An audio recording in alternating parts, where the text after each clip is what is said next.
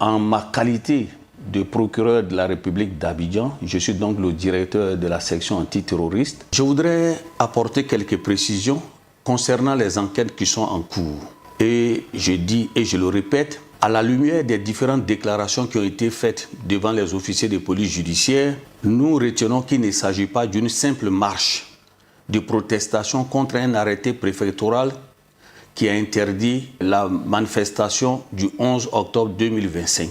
Mais ceux qui estiment que cet arrêté leur porte un grief, il leur appartient de saisir le Conseil d'État pour demander un sursis à exécution. Plusieurs personnes ont été interpellées.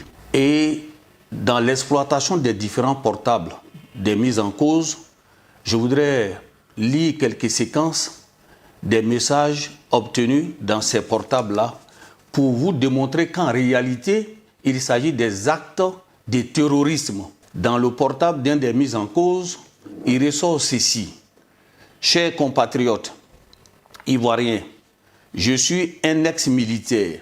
Je vous donne quelques stratégies pour paralyser la ville et empêcher le 4e mandat illégal. C'est fixer des objectifs clairs et atteignables. En une semaine, on pourra gagner le combat. Le premier objectif est de faire fermer les ambassades étrangères par nos actions sur le terrain. N'oubliez pas de casser les caméras et de brûler les véhicules de police. Cette fois-ci, il faut brûler les magasins, les boutiques, les supermarchés des Libanais.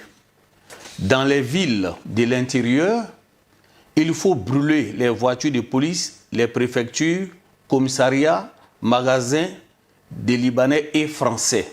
Il faut mettre le feu à tous les carrefours de nos quartiers pour empêcher la police de rentrer et créer des groupes stratégiques dans chaque secteur. Voici des déclarations graves et des publications qui ont été faites à travers plusieurs groupes WhatsApp. Je voudrais encore attirer votre attention et lancer cet appel à l'endroit de la jeunesse. Vous êtes ceux-là même qui ont été invités à envahir les rues. Je vous dis de penser à votre carrière. Ne brisez pas votre carrière pour des hommes politiques cachés derrière des caméras et qui vous lancent des messages d'appel à l'insurrection. Je vous dis, et avec toute la gravité, que mon parquet va avoir la main lourde lorsque nous allons prendre nos réquisitions à l'audience.